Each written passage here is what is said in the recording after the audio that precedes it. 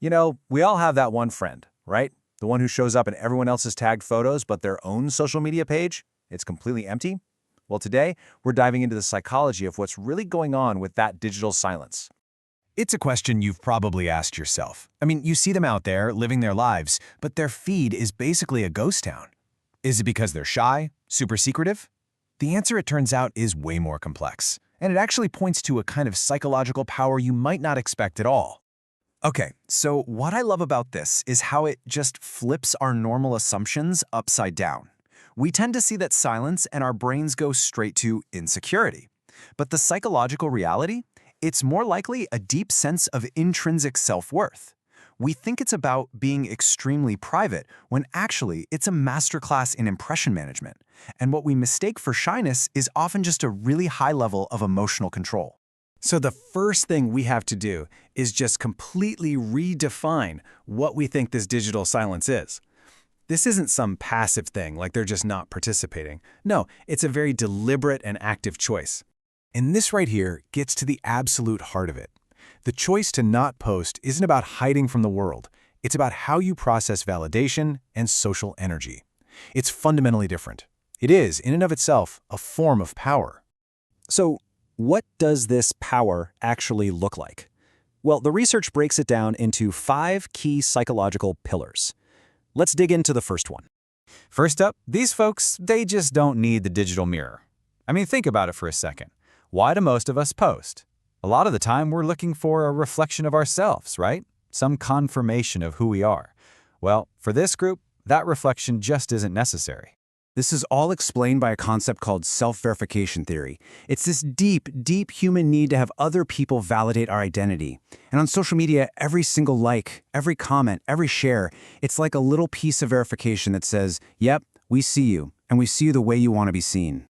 But for the people who don't post, this whole external feedback loop is, well, it's kind of irrelevant.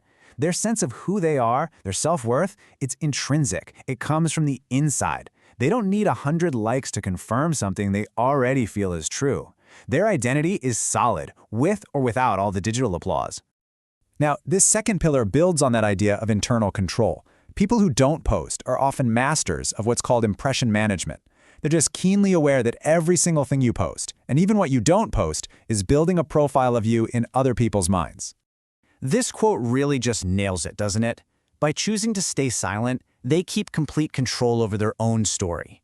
They get that once you put something out there, it's up for grabs. It can be interpreted, picked apart, totally misjudged, and ultimately they'd rather just keep that power for themselves.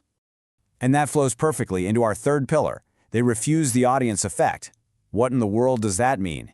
It means they resist that totally natural human instinct to perform the second we know someone's watching. The audience effect is a classic psychological principle. The moment you know there's an audience, whether it's one person or 1,000 followers, it changes how you act. Your life can so easily become a stage. People who don't post are basically rejecting this idea. For them, living an authentic life is just way more important than putting on a show to be liked. The fourth pillar is all about managing their inner world. It's called stimulus control.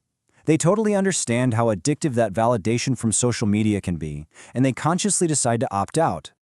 Every single time your phone buzzes with a notification, your brain gets this tiny little hit of dopamine. And it feels good, right? But it also trains you to rely on other people for that feeling of satisfaction. Non-posters, as you can see here, are choosing emotional independence over those constant external dopamine hits. They prefer the peace and quiet over that endless cycle of digital rewards.